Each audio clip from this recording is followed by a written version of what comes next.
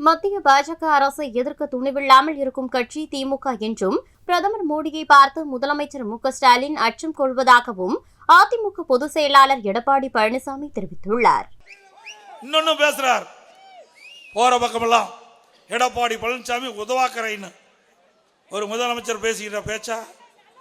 நான் கிராமத்திலிருந்து வந்தவன், நான் வாய் திறந்தா என்னென்னலாம் வரும்னு உனக்கு தெரியாது, நான் எப்படிப்பட்டவன்னு உனக்கு தெரியாது.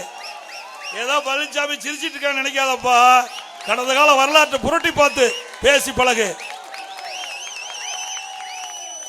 நாட்டிலேயே உதவாக்கர முதலமைச்சர்னா தமிழ்நாடு ஸ்டாலின் தான். உன்னால என்ன செஞ்ச முடியுது இந்த நாட்டுக்கு?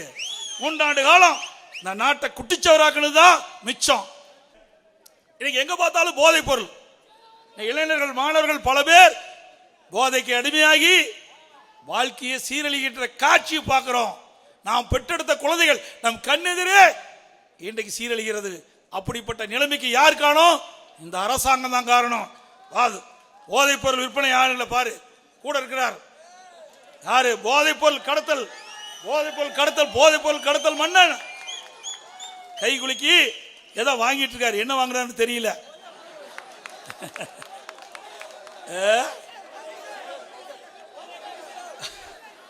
அது நான் சொல்லக்கூடாது, நீங்க சொல்லலாம்.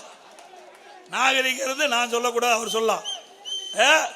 இன்றைக்கு வெளிநாட்டுக்கு கிட்டத்தட்ட 2-3 ஆண்டு காலமாக போதைப் பொருள் கடத்தப்பட்ட நபரோடு உங்களுக்கு என்ன தொடர்பு? அதோட இன்னொரு பேசிட்டு இருக்கார், அவருடைய மகன், அவரும் கை கொடுத்து பேசிட்டு இருக்கார். பாருங்க, அவர் என்ன வாங்குறாருன்னு தெரியல.